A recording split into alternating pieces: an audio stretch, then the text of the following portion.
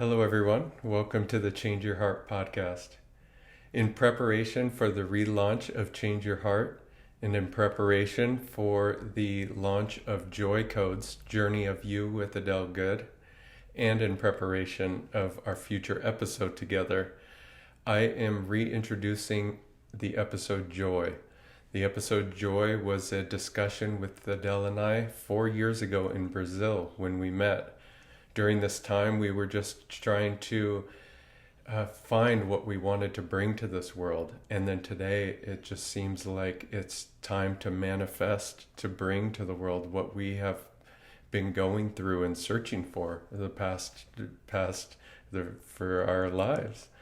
And so this episode just has a feeling it brings out in you of just wanting to inspire by example, by with this motivation, with this just like excitement to create and to shine your light.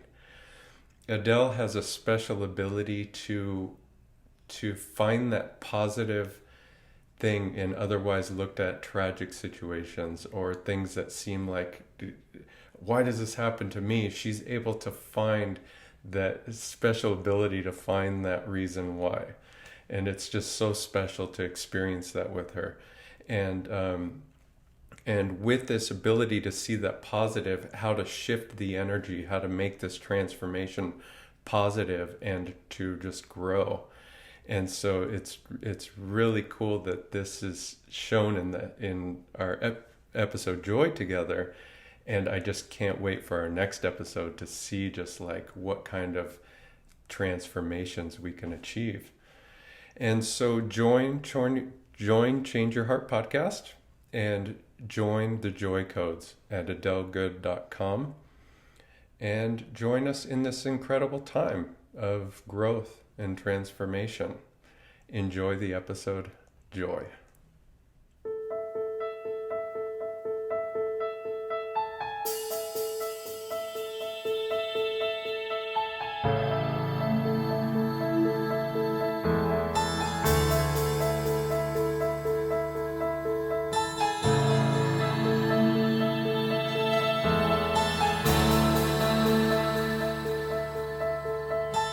We are the seekers of creativity and community.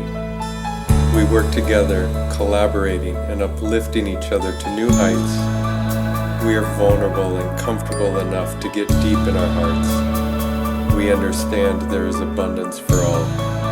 We are fluid. We tell stories. We listen and we support. We shape and materialize our world into a safe place to explore. We are doing this together, all in our own way. We are Change Your Heart.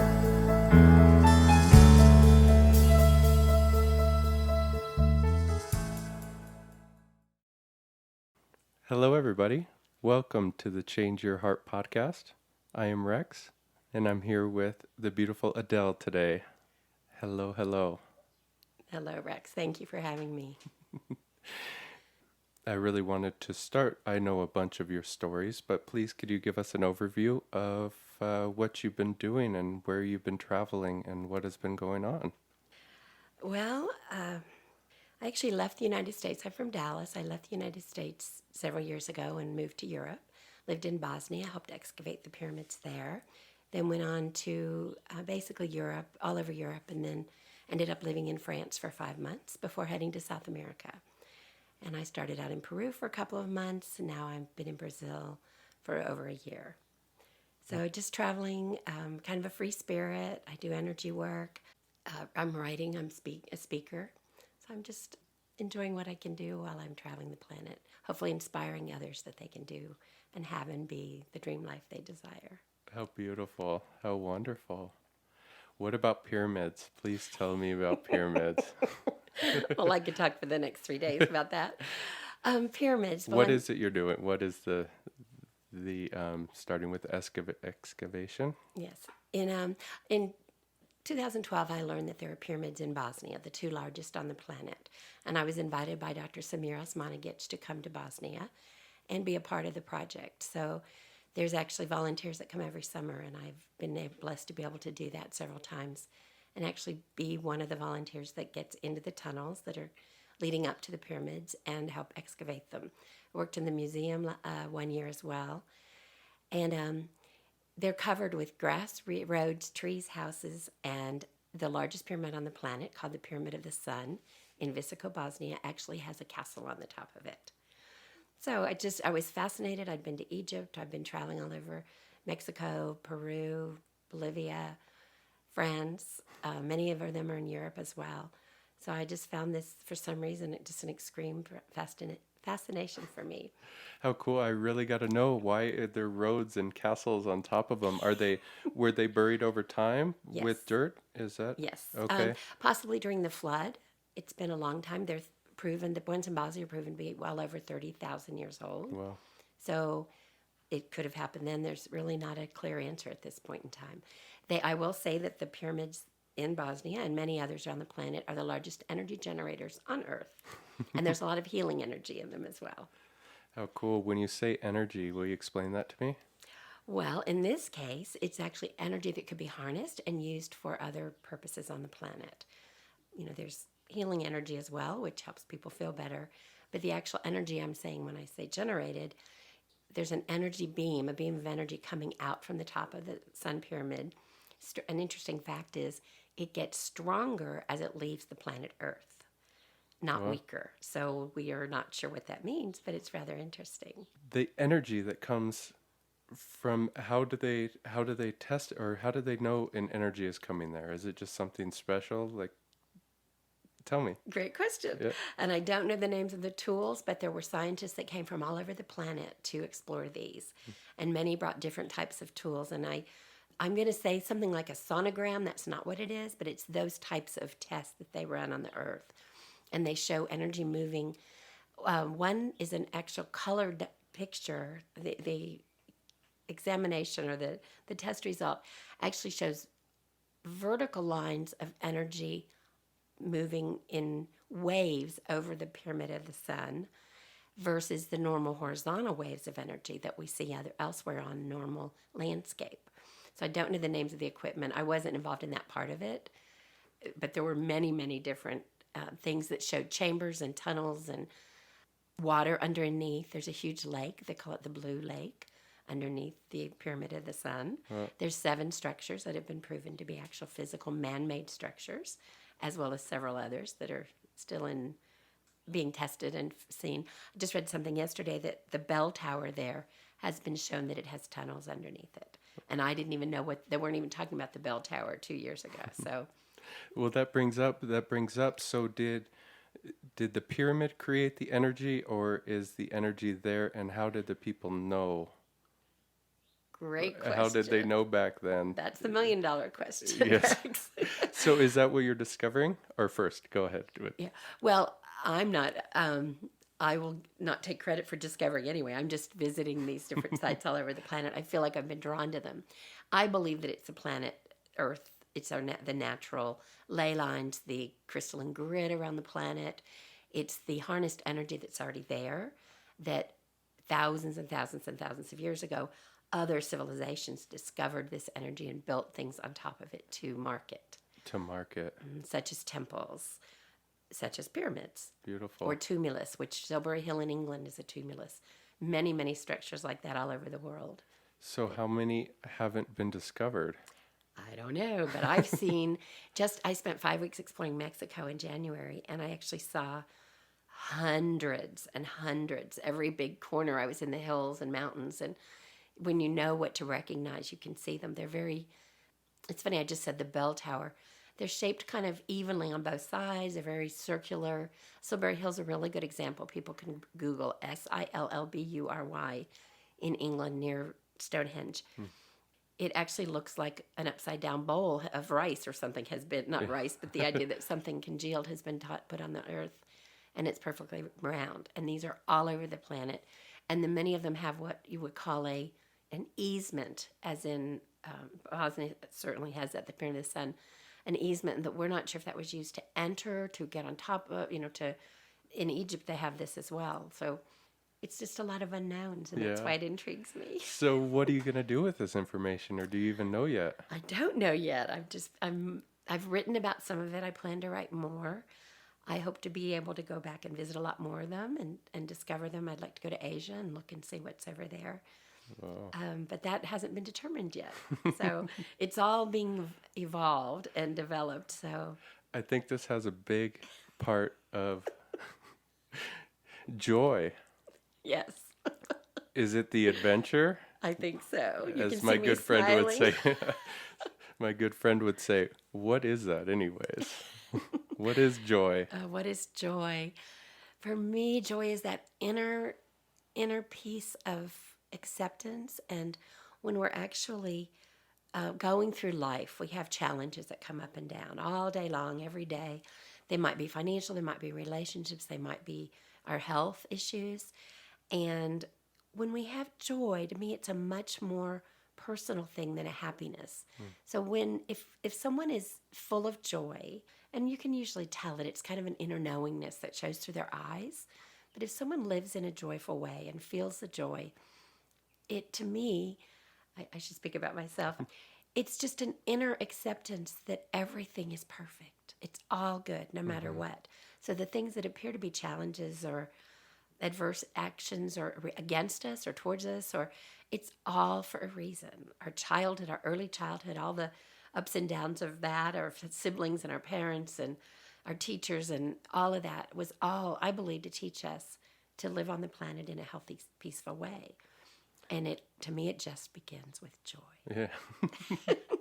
How much do you dig into the past things or into the old? I've done a lot of that over the years. I had many health challenges, as many as of us have had, and in all of that, searching to get healthy and happy and be able to live the adventurous life I desired instead of a very unhealthy one, which is where I was headed. I learned that I believe a lot of it is based on our childhood, our early childhood, possibly even past lives as well. And so with the childhood part, I looked at my parents and the birth order and the way my relationships were with my siblings and the early years, what happened in those early years, how was my parents' relationship with each other. And through all of that, I have discovered it's all perfect. As a child, I guarantee you I would never have said that. I felt like I was in a living hell most of the time. Yeah. Yet it looked perfect to the others, I believe, which I think is a lot of times the case, the pretense of that.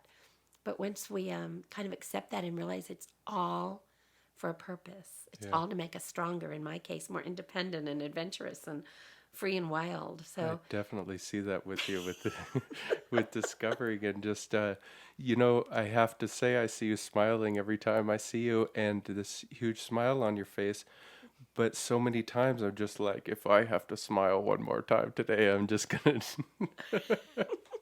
that's I how get a you freak feel? out. Yes, that's how it, no, just in general when I leave the house, sometimes I'm not feeling that joy. What do we do to just everything is perfect. Everything's perfect and everything is Would you like me to show you how it works? Yes, please. All right. May we use you as an example? Yes, please. Okay. So think about, and you don't really need to say it on the air, one of the worst childhood memories you have regarding your father or your mother. Which one was it? Okay, I remember it. I think I was 5 years old. Okay. And was it with your mother or your father? It was with both. Both. Okay. So if you could isolate that situation and look at it as think back, many times this comes through writing, and I've done a lot of writing to get through a lot of my incidents. So if you start writing and you start writing, so what came out of that? What was the end result? Can you see the goodness in that just without telling us too many details? I guess not at the moment. No. Okay. It's the type of thing you have to just look beyond the harsh words or the horror of it all. Let's use it that way. Even let's just use an example. If someone has a fire, or I'll use an example. We had black mold in our house and had to leave for a year. Okay. And we had moved to a hotel at 2:00 in the afternoon. They told us leave today, our insurance company. And so many people kept going that whole year. Oh, you poor thing. You had to leave your beautiful house. We just moved in a few years before and redone some things. And it was beautiful. And on the flip side of that, I said, well, actually, it's kind of nice. We moved to a Marriott hotel. They fed us breakfast 7 days a week. They would pick up my groceries. I would leave a list what I wanted. They would put it in my little kitchenette. They fed us dinner 4 nights a week. We could go out to eat, of course. My children were in school. We had enough space with 2 bedrooms and a living area and kitchen. And it was a fabulous year. We had a pool around the corner we didn't have to maintain. We had everything we needed. The maids came in every day. Yeah. So I flipped that and looked at it on the positive side. Yeah. So to me, that's feeling joy for even the things that look so horrible on the outside. Mm-hmm. So and yes, we did get to move back in that house, and it was much more beautiful when we moved back in after we had the mold all removed. And when it came time to sell it, people said, "You'll never sell that house." I actually sold the house for much, much more than anything in the neighborhood because I was able to prove that the mold had been remediated. Yeah. So there were blessings in all of that story. Oh, cool. Yeah, So, beautiful story. Yeah. I have to say these days I have been much more joyous or much more appreciating everything and really seeing the good in situations and stuff like that. I feel like I've grown so much in the past couple of years. I guess I was just trying to get out, how do we feel more joy? Okay. For me, as I said, it's looking at the whole picture. We all have ups and downs. And yet, if we can really just look at the situation, knowing that it's a test. That's how I like to think of our whole test. Our whole life is like a test. It's all a lesson. And so if we can see everything that way, if we have a financial setback or we have a health issue, that's a big one for many people these days. How can we turn that into a positive? The people we meet. I feel like there's so many angels that come to our aid when we have issues. And it's like, where does that come from? We have a choice. We can take, the sorrow and the grief and I don't want to use the word negative, but we can take more of that type of a path. Yeah. Or we can take a positive path and just say, okay, I'm ready for the challenge. What next? Bring it on and let's see. And then be joyful. And if you have ever known anyone that was sick, and if they approached it with someone who gets cancer or something serious, and they approach it with a joyous attitude, the results are so much better on the other end. Yeah. So it's just an inner joy, and I see it in people's eyes. I like that I felt the challenging part of it, or the challenge part of it, to treat it as a challenge or to... And not as something bad Yeah. or horrible. Like, okay, I'm a big girl now. I put my big girl panties on sometimes and just say, all right, what's this one all about? And then I face it head on. Yeah. And it usually shifts the whole energy. We talked about energy with the pyramids. There's other kinds of energy. Shifts the whole energy of the situation. And if it's a financial setback, if someone's willing to really look at the overall, the reality of it, because we've all had those, whether it was the stock market or losing a job or whatever. As that happens, as we look at it and kind of smile and go, okay, I have no idea how things are going to shift on this one. It'll be fun to watch it. Yeah. And it usually gets to be a fun story. I mean, when someone tells me how devastating their life is, often I say, so how many times have you gone without dinner or food?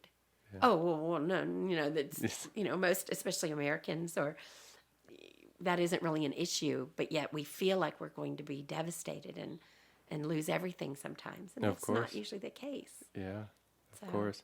I definitely changed my life and what I was dealing with and the stress that came with money and stuff like that, when it really wasn't a problem. Looking at it now, as I had plenty of it going around, and actually now I'm more careful with it, and it's more beautiful in that way, where I really appreciate the money that I am getting in and making, and the money that I'm giving to the things that I buy. Am I going to buy something healthy with it, or am I going to buy donuts with, that type of thing? And I'm really feeling the gratitude, or the relationship with money, I guess. Well put. That's beautiful. And if we look at the perspective, especially as Americans, the perspective that we're given is you're supposed to finish school and work really hard and long hours and do your best and then save this huge nest egg that someday you're going to get to use and spend. And that isn't always the case. Yeah. And those people, when things happen to them financially, have no idea. A lot of times health issues take away their lifestyle before they can even spend that money. Mm-hmm. So I feel like many of us that get out of that have created a situation that we can really enjoy. And I quit the corporate world in 30-some years ago, 40 years ago, so 30 years ago. Mm-hmm. So for me, that was part of it, just decide what I could do that would help people in a different way. When you did quit the corporate world, did you were you obviously stressed about money and stressed about where you were going or what you were going to do, or did you have a direction right away and it sort of slingshot you? I had just had my first child. Okay. And I was working in the job I had. Actually, I'd had been the same company out of college for 11 years, and the job was going away. And when my manager flew in, I ran the whole state of Texas. And when he flew in to tell me, I was all giggles. I was so excited. I'd already bought a car. I had a company car. I'd already bought another car. And I was just really ready to be a mommy for a little while. So I was married at the time, and that made it a little easier. Although I quickly had to figure out how to replace that income. Mm-hmm. And I did it in different ways. And ended up, not much after that, I created a business, a silly little, I'll say it, I don't usually talk about it, a scrapbooking business. Yeah. That for 20 years, it has been a very volatile, good, big business. So I think what I would say about that is I had a situation that I was excited about not doing the 8 to 5 anymore. Yeah. And then realized after a little while, I have to replace that income. And then it took a few years of floundering, and then I figured out something that really was a volatile, good business. And you had fun. And you had fun. Fun, creative. Yeah. I helped so many people. Yeah, it turned into a beautiful gift. In fact, I was just in the States closing it out last month, a few weeks ago. Well, congratulations. Thank you. So your adventure of traveling, so now you just have a suitcase? Yes, 2. 2. Large ones? One's large, one's not.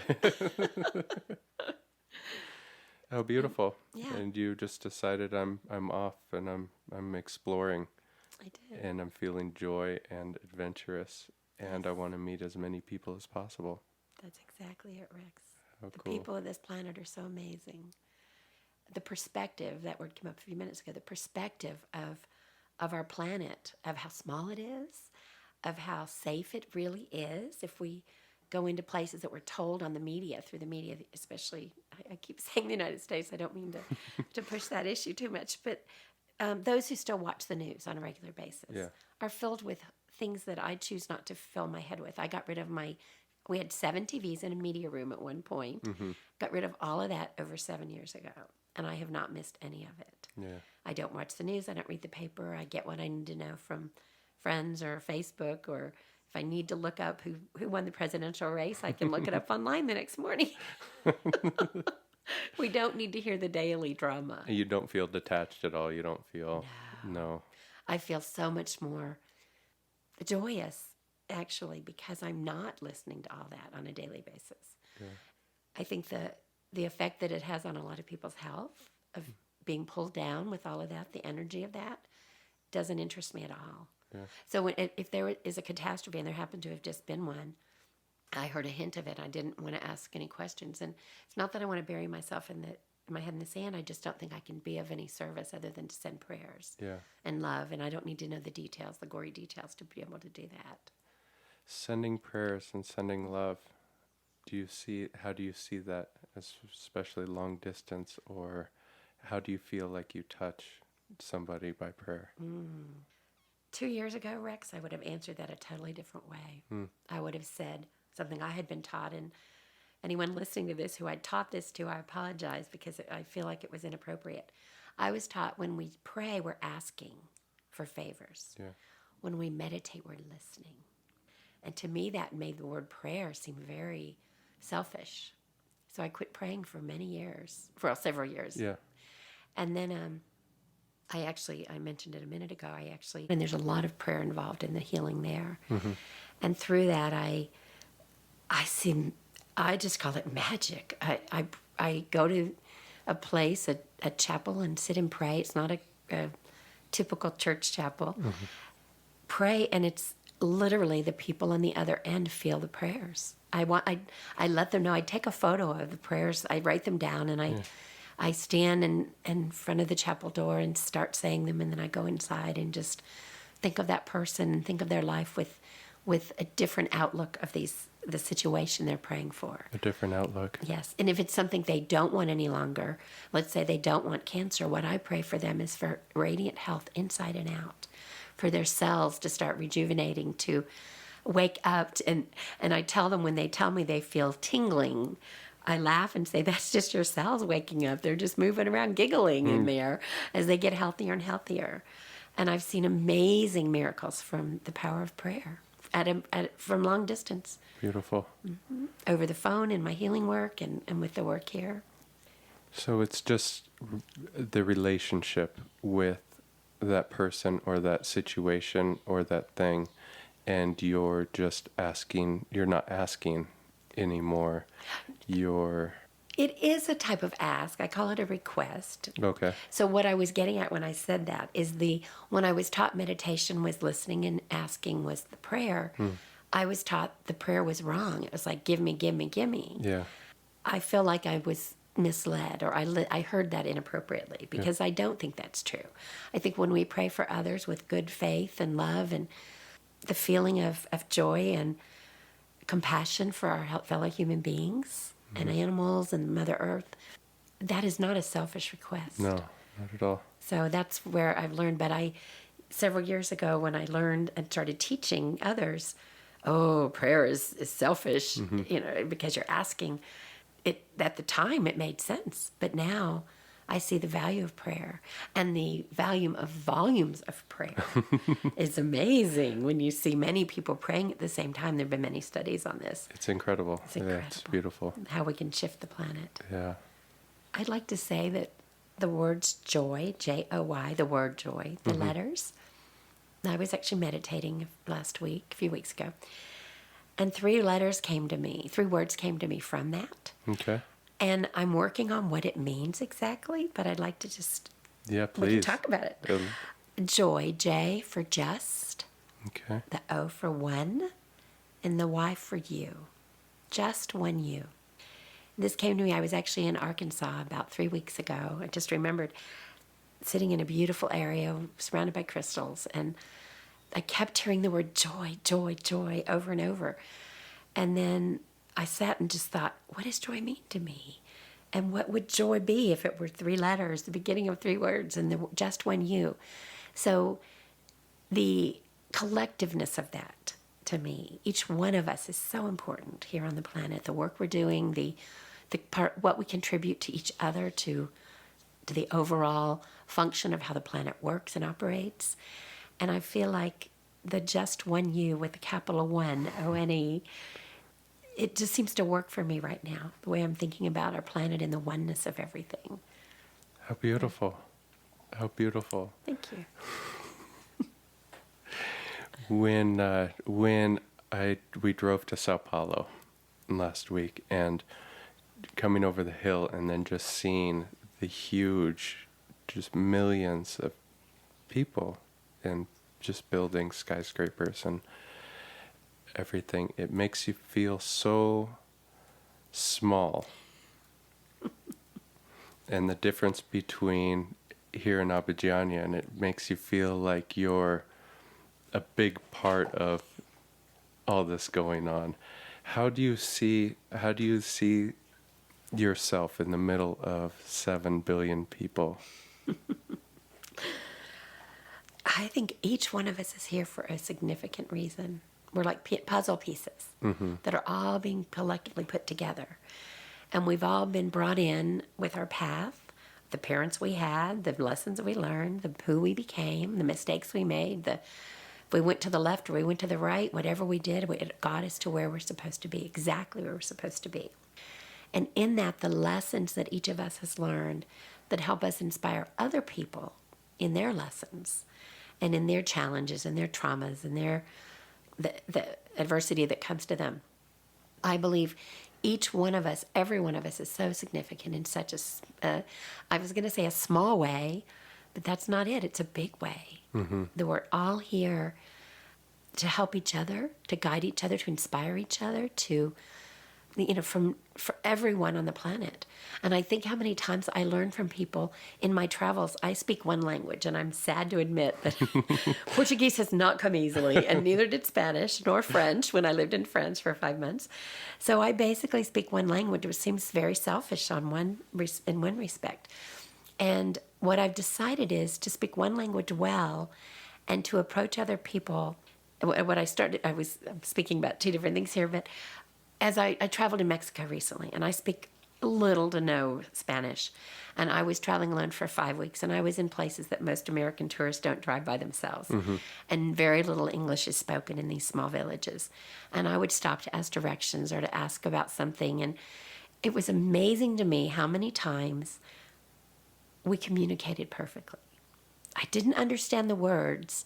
I understood the arms and the legs and the movement and the left and the right side.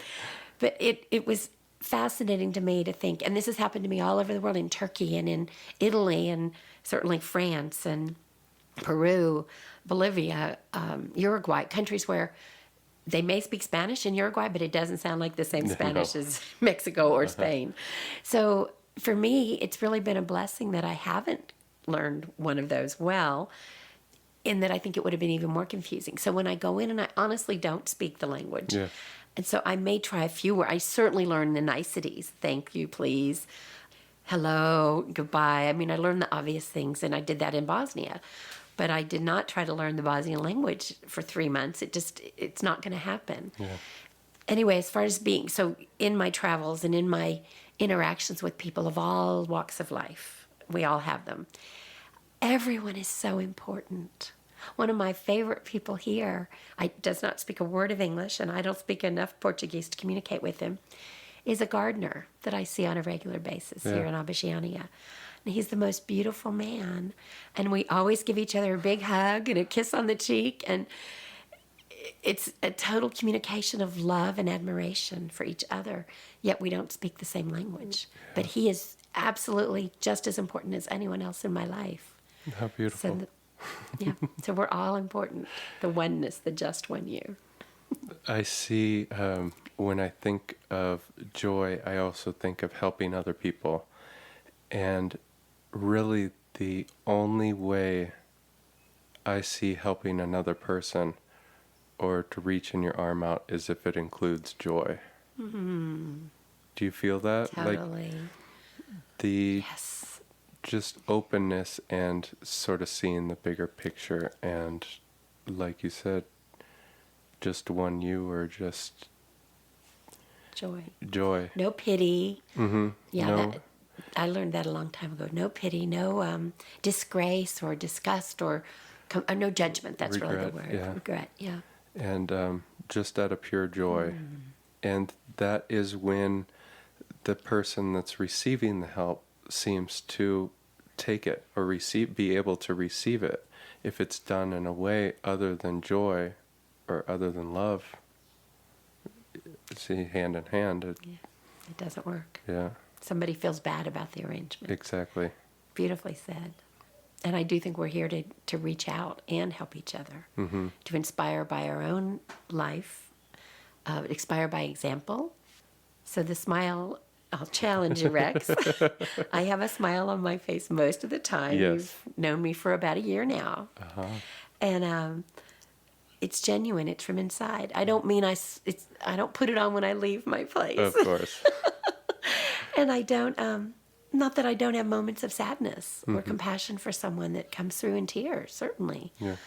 Yet there's that inner joy overriding all of it, that even when I may be having compassion for someone else or myself, something happens to me, I'm looking at the bigger picture of it, and the knowingness that there's a reason for everything, and that it's all for oneness. And if we can overlay that joyful feeling on top of it, it just, even when you fall and scrape your knee, if you can laugh instead of get upset about it, it just changes the whole way we act about life. It's such a wonderful message. Such a beautiful message. Makes me smile from ear to ear. I can see that. Do you have anything else on joy? We didn't talk spiritual connection. I would love to. I And would love to. that's a big part of it. And I think for me, the whole joy part was not a part of my life. Maybe that's why I see it now so much. I feel like the first 50 years of my life were spent not understanding, not a lot of self-pity, a lot of unhealthiness, unhealthy relationships, unhealthy stuff around money, unhealthy body, certainly. So once we can make that spiritual connection and decide what that is for each of us, and it's very personal, that's where that inner joy comes, that trust. So it's not just knowing that the challenge is there for a reason, but in my case, I'll just speak of that. It's that, okay, my angels or God or source, however someone wants to think of, Jesus certainly, has put this challenge in front of me for a reason. And how I choose to react about that challenge is what's going to possibly change the rest of my life, depending if it's a big challenge or a little challenge. Of course.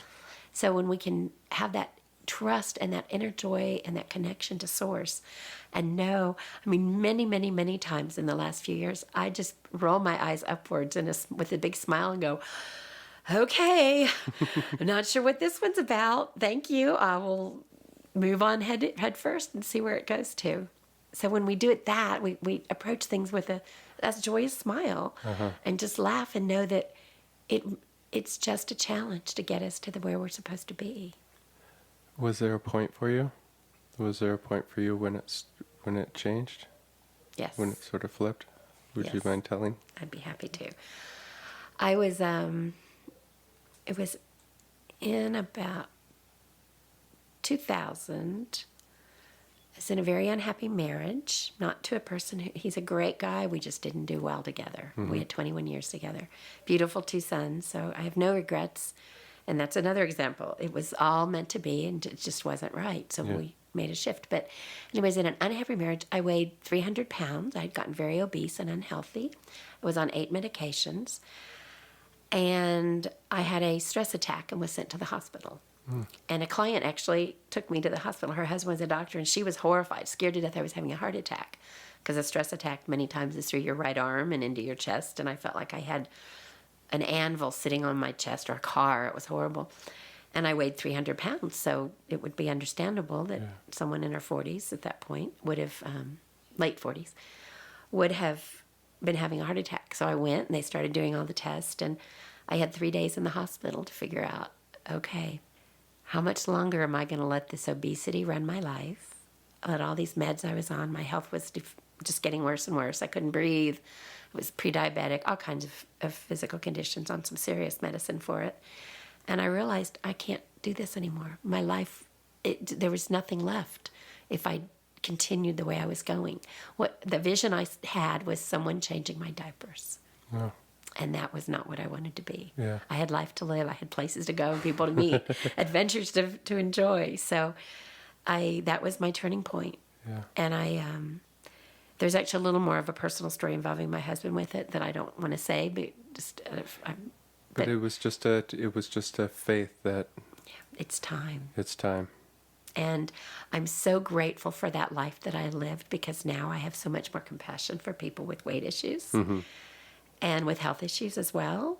And I know that if I could get off every one of those meds and not even had an aspirin for 10 years now, I've been blessed, and I found alternatives to all of that. So if I could do it, anybody can. Anybody can. And so that's when my connection to source really began. It was like I was in a deep, deep, dark hole, depression, all types of things. And I realized I had to look beyond myself. And I saw there was more beyond myself that could help me. And I started asking for help. Asking for help. And it came. That is so beautiful. Yeah. Thank you, Adele, for your joy, for your service, for your help, for your love that I see you give everywhere. Thank you so much. Thank you so much for having me. This was fun. It was. I love the smiles. Thank you, everybody, for joining us on the Change Your Heart podcast. Until next episode, ciao, ciao. Ciao, ciao.